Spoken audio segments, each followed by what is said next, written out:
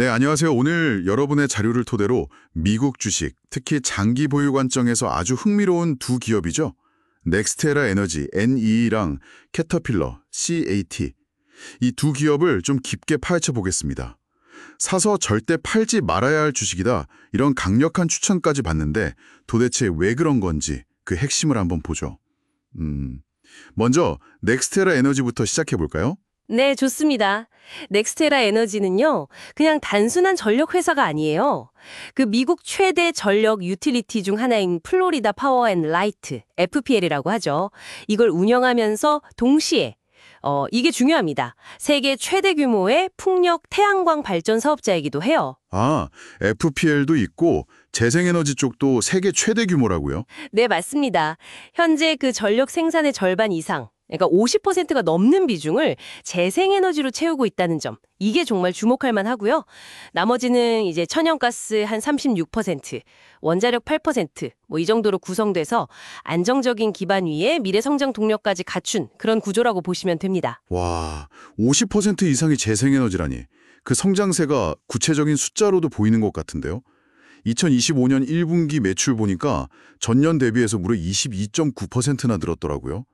주당 순이익, 그 EPS도 뭐 조금이지만 상승했고요. 네네. 특히 인상적인 게 그 재생에너지랑 에너지 저장 관련해서요. 수주잔고라고 하죠. 앞으로 할 프로젝트 물량이 25기가와트로 역대 최대치고 25기가와트요? 네. 그리고 2027년까지는 최대 46.5기가와트까지 신규 설비를 개발할 계획이라고 합니다.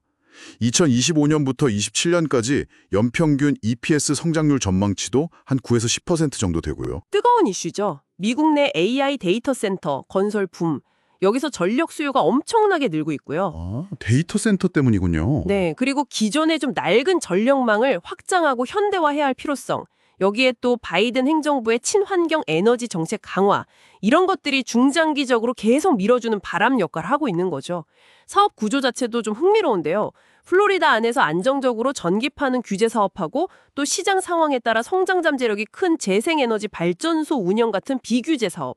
이 두 개로 딱 나뉘어 있어요. 아, 안정적인 부분이랑 성장성 높은 부분을 같이 가져가는 거군요. 그렇죠. 안정적인 현금 흐름도 잡고 미래 성장성도 같이 가져가는 그런 전략인 거죠. 근데 전문가님, 그 재생에너지 비중이 높다는 게 어떻게 보면 금리 변동이나 정부 정책 변화에 좀 더 민감할 수도 있지 않을까요? 장기 보유 관점에서 이런 변동성은 좀 위험 요인이 아닌가 싶은데요. 아, 네. 아주 좋은 질문이십니다. 분명히 변동성 요인은 있죠. 당연히 있습니다. 하지만 넥스테라 에너지의 강점은 단순히 재생에너지 설비만 많은 게 아니라 이걸 그 안정적인 FPL 사업이랑 잘 결합하고 있다는 거예요. 그리고 또 하나, 31년 연속으로 배당금을 계속 늘려왔다는 사실. 이게 중요합니다. 31년이요. 네. 이게 이런 변동성을 잘 관리하면서도 꾸준히 주주 가치를 높여온 능력을 보여주는 거거든요. 2025년 예상 배당 수익률도 보니까 3%가 넘어요. 바로 이런 꾸준함이 절대 팔지 말아야 할 주식이라는 평가의 근거가 되는 거죠. 장기 투자자에게는 변동성을 충분히 상쇄하고도 남을 매력이 있는 겁니다. 그렇군요. 안정성, 성장성, 그리고 이 꾸준한 배당까지 넥스테라 에너지의 매력이 뭔지 확실히 알겠습니다. 자, 그럼 이제 시선을 좀 돌려서요. 두 번째 기업이죠.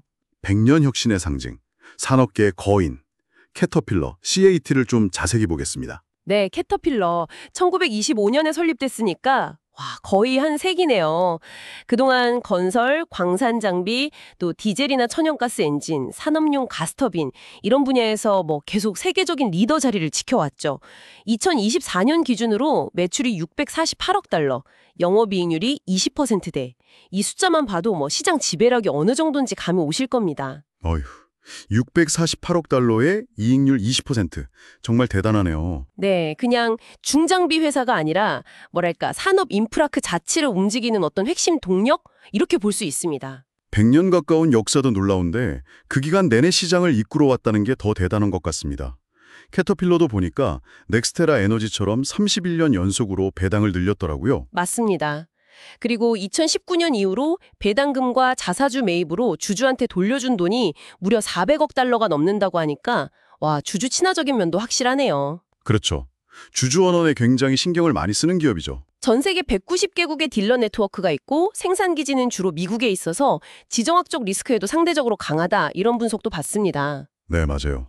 근데 캐터필러의 진짜 강점은 과거에만 머무르지 않는다는 거예요. 미래를 보고 계속 움직인다는 거죠. 예를 들어서 최근 미국 정부의 인프라 투자 확대 보관, IIJA라고 하죠. 여기에 직접적인 수혜가 기대되는 건 물론이고요. 미래를 위한 투자에도 정말 적극적입니다. 전기 굴착기, 하이브리드 굴착기 같은 친환경 장비 개발은 물론이고요. 친환경 쪽도요? 네. 그리고 자율주행 덤프트럭이라든지 원격 제어 시스템 같은 자동화, 디지털 솔루션 이런 분야에 막대한 돈을 쏟아붓고 있어요. 이게 바로 100년 기업이 다음 100년을 준비하는 방식인 거죠. 듣고 보니 정말 미래 준비도 철저하네요. 근데 한편으로는 건설이나 광산 경기는 좀 경기를 많이 타지 않습니까? 만약에 경기 침체기가 오면 캐터필러 같은 기업은 실적 변동성이 좀 커질 수 있을 것 같은데요. 물론입니다. 경기 순환에 따른 단기적인 실적 변동성. 이건 캐터필러가 뭐랄까 안고 가야 할 숙명 같은 거죠. 하지만 이 기업이 100년 동안 살아남고 성장해온 비결이 바로 그 뛰어난 위기관리 능력에 있습니다. 첫째로 브랜드 파워가 워낙 강하니까 제품 가격을 스스로 정할 힘, 즉 가격 결정력이 뛰어나고요. 가격 결정력? 네. 그리고 끊임없이 비용 절감 노력을 하고 또 수익성 높은 서비스나 부품 판매 비중을 높이는 식으로 제품 믹스를 계속 개선해요. 이런 걸 통해서 경기가 안 좋을 때도 이익을 방어하는 능력이 아주 탁월합니다. 이런 점들이 캐터필러를 그냥 단순한 경기 민감주가 아니라 장기 보유 가치가 있는 기업으로 만드는 거죠. 그렇군요. 단기적인 파도를 넘어서는 그런 긴 호흡의 전략, 그리고 그걸 실행하는 능력이 정말 돋보입니다. 미중 무역 분쟁이니 원자재 가격 변동이니 이런 외부 요인 속에서도 결국 100년의 혁신, 규모의 경제, 브랜드 신뢰도라는 아주 단단한 성을 쌓아온 셈이네요. 정확합니다. 딱 그런 그림이죠. 이 두 기업은 각자 자기 영역에서 아주 강력한 경쟁 우위를 가지고 장기적인 성장 스토리를 계속 써내려가고 있는 겁니다. 에너지 전환이라는 거대한 흐름의 중심에선 넥스트에라 에너지, 그리고 산업 발전의 역사와 함께하면서 미래 기술까지 이끌어가는 캐터필러. 둘 다 단기적인 시장 소음에 흔들리기보다는 좀 긴 안목으로 그 가치를 봐야 할 기업들이라고 생각합니다. 자, 오늘 이렇게 쭉 살펴봤는데요. 정리하자면 넥스트에라 에너지는 에너지 전환 시대의 성장성과 배당 매력, 이 두 가지를 다 갖춘 핵심 플레이어다. 이렇게 볼 수 있겠고요. 캐터필러는 100년의 역사와 강력한 시장 지배력을 바탕으로 경기 변동성까지 이겨내는 그런 진정한 가치주로서의 면모를 확인할 수 있었습니다. 네, 맞습니다. 두 기업 모두 정말 오랜 기간 배당을 통해서 주주 가치를 증명해왔고 또 미래를 위한 투자도 아끼지 않는다는 공통점도 있었고요. 절대 팔지 않을 주식이라는 표현이 그냥 하는 말이 아니구나 하는 생각이 드네요. 여러분의 투자 여정에서 시간과 인내는 어떤 의미를 가지고 있을까요? 또 오늘 본 이 기업들이 걸어온 그 거의 100년에 가까운 역사가 오늘날 우리에게 던지는 시사점은 무엇일지 한번 생각해 보시는 것도 좋을 것 같습니다.